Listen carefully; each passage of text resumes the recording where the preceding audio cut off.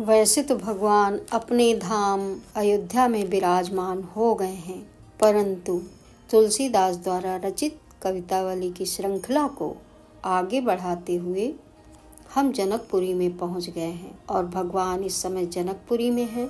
प्रभु श्री राम ने महादेव जी का धनुष भंजन कर दिया है।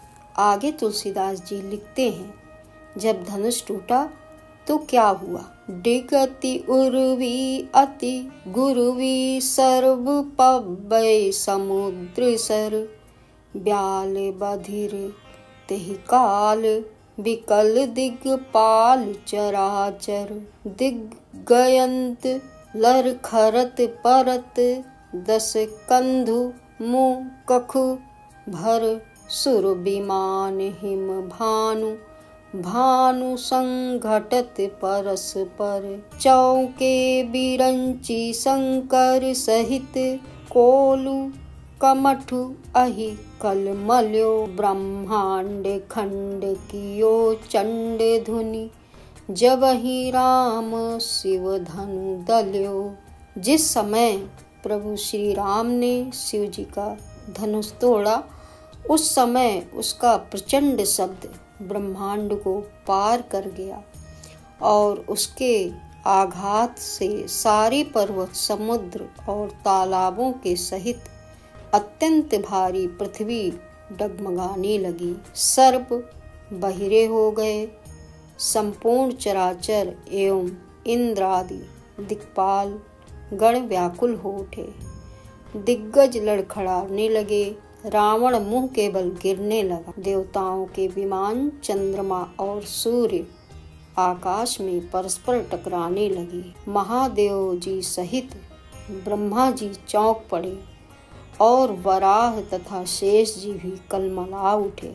लोचनाभिराम घन श्याम राम रूप शिशु, सखी कहें सखी सो तू प्रेम पय पालिरी, बालक नृपाल जू के ख्याल कहीं पिनाक तोर्यो, मंडली के मंडली प्रताप दासु दालिरी, जनक को सिया को हमारो तेरे तुलसी के, सबको भावते हुए हैं मैं जो कहो कालिरी, कौशिला की कोखी पर तोषितन बारियेरी, राय दशरथ की बलैया लीजे आलिरी।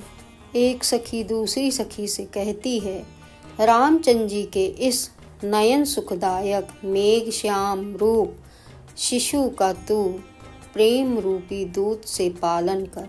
यहाँ एकत्रित हुए मंडलेश्वरों को जो अपने प्रताप का अभिमान था उसे चूर्ण कर। इस राजकुमार ने संकल्प मात्र से ही धनुष तोड़ डाला। मैंने जो तुझसे कल कहा था, अब महाराज जनक का, सीता का, हमारा, तेरा और तुलसी का, सभी का मनमाना होगा। अरी आली, अरी सखी, अब संतुष्ट होकर रानी कौशल्या की कोख पर अपना शरीर निछावर कर दो और महाराज दशरथ की भी बलैया ले लो।